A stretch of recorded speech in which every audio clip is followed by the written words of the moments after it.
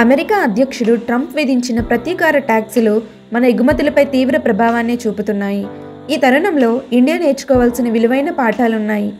మన శ్రామిక శక్తిలో నైపుణ్యాలు పెంచి హైటెక్ వస్తువులను ఎగుమతి చేయగలిగితేనే పోటీ ప్రపంచంలో మనం నెగ్గుకు రాగలం. భారతదేశ ఎగుమతుల్లో 20% అమెరికాకే వెళ్తాయి. వాటి వల్ల మన జీడీపీకి 2% ఆదాయం సమకూరుతుంది. 2024-25 ఆర్థిక సంవత్సరంలో అమెరికాకు భారత్ $8,651 కోట్ల విలువైన ఎగుమతులు జరిపింది. ట్రంప్ విధించిన 50% ప్రతీకార ట్యాక్సుల వల్ల వాటిలో 55% అంటే $4,758 కోట్ల ఎగుమతులపైన ప్రతికూల ప్రభావం పడనుంది. అమెరికాకు భారతదేశం నుంచి ప్రధానంగా ఎలక్ట్రిక్ సామగ్రి, ఔషధాలు, నగలు, వజ్రాలు, రత్నాలు, జౌళి, పెట్రోలియం ఉత్పత్తులు ఎగుమతి అవుతున్నాయి. మిగిలినవి ముడిసరుకులు, విలువ జోడించిన మధ్యస్థ వస్తువులే. నిజం చెప్పాలంటే భారత్ ఎగుమతి చేసే వస్తువులు లేకపోతే అమెరికాకు గడవని పరిస్థితి ఏం కాదు. వాటిని ఇతర దేశాల నుంచి కొనగలదు. కానీ చైనా నుంచి కారు చవకగా వచ్చి పడే ఎగుమతులు లేకపోతే అమెరికా ఉక్కిరిబిక్కిరవుతుంది. జపాన్, దక్షిణ కొరియా, తైవాన్ల నుంచి ఎగుమతయ్యే హైటెక్ వస్తువులు, యంత్రాలు, కార్లు, నౌకలు అమెరికాకు మరెక్కడా లభ్యం కావు. బ్రెజిల్తో వ్యవసాయ సరుకులు, రసాయన ఎరువుల వాణిజ్యం అగ్రరాజ్యానికి అత్యంత కీలకం. ఇలాంటి సరుకులను భారత్ ఎందుకని అమెరికాకు ఎగుమతి చేయలేకపోతుందన్న కీలక ప్రశ్న. అందులో మొదటిది R&Dపై అరాకొరా వ్యయం. ట్రంప్ ట్యాక్సులు భారత్లో ఆర్థిక సంస్కరణలు తీసుకురావాల్సిన అవసరాన్ని గుర్తు చేస్తున్నాయి. 1990ల్లో దిగుమతులకు అవసరమైన విదేశీ మారకద్రవ్యం లేకపోవడంతో భారత్ తన బంగారాన్ని తాకట్టు పెట్టాల్సి వచ్చింది.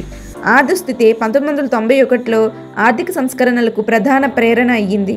ఇప్పుడు ట్రంప్ ట్యాక్సులను ఎదుర్కోవడానికి మలివిడత ఆర్థిక సంస్కరణలు అవసరమే. అలాగని ప్రభుత్వం తన బాధ్యతలను వదిలించుకొని అంతా ప్రైవేటు రంగానికి కట్టబెట్టడం సరికాదని గమనించాలి. మన దేశం ఆధునిక యుగానికి కావలసిన విలువైన హైటెక్ వస్తువులను తయారు చేయాల్సిన అవసరాన్ని ట్రంప్ ట్యాక్సులు తెలియజేస్తున్నాయి. భారత ఆర్థిక వ్యవస్థలో 70% స్వదేశీ వినియోగమే ఆధారం. కాలక్రమంలో ఇండియా చవక ఐటీ సేవల ఎగుమతిదారుగా మారింది. హైటెక్ రంగంలో భారత్ ఒక స్థాయికి మించి ఎదగలేకపోయిందంటే కారణం పరిశోధన అభివృద్ధి అంటే R&D రీసెర్చ్ అండ్ డెవలప్మెంట్ని అలక్ష్యం చేయటమే. 2008లో R&Dపై జీడీపీలో 0.86% వెచ్చించిన భారత్ 2021 వచ్చేసరికి దాన్ని 0.65%కి తగ్గొస్తుంది.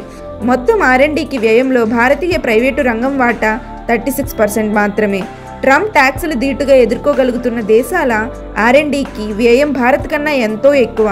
దక్షిణ కొరియా జీడీపీలో R&D వ్యయం 5.2% అయితే జపాన్లో అది 3.41%, చైనాలో 2.56%, ఆస్ట్రేలియాలో 1.86%.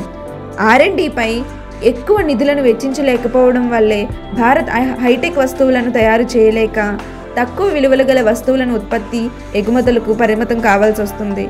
అమెరికా, చైనా, జపాన్, జర్మనీ, దక్షిణ కొరియా వంటి దేశాలతో పోలిస్తే కార్మిక ఉత్పాదకతతో భారత్ తీసికట్టుగానే ఉంది. ఉన్నత సాంకేతిక నైపుణ్యాలు కొరవటం వల్ల భారతీయ కార్మికుల నుంచి ఎక్కువ ప్రొడక్షన్ ఆశించలేకపోతున్నాము. కార్మికులతో ఎక్కువ గంటలు పని చేయించినంత మాత్రాన ప్రొడక్షన్ పెరగదు.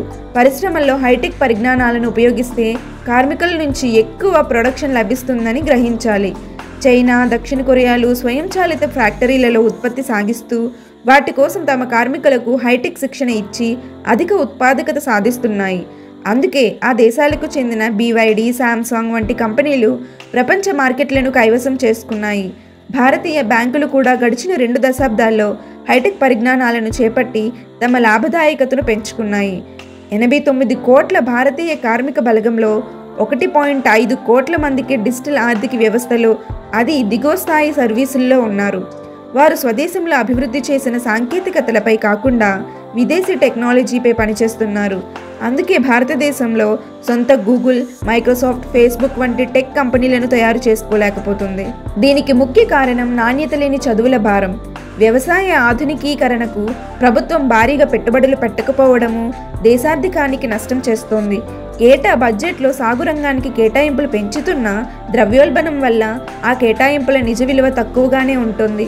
పైగా వాటిని ఆధునికీకరణ వైపు కేంద్రీకరించడం లేదు.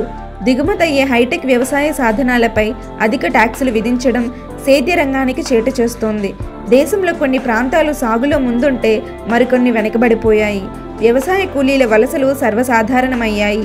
ఈ సమస్యల పరిష్కారంపై దృష్టి పెట్టాల్సింది పోయి సాగులో ప్రైవేటు సంస్థలకు పెద్దపీట వేసే ప్రయత్నం జరుగుతోంది.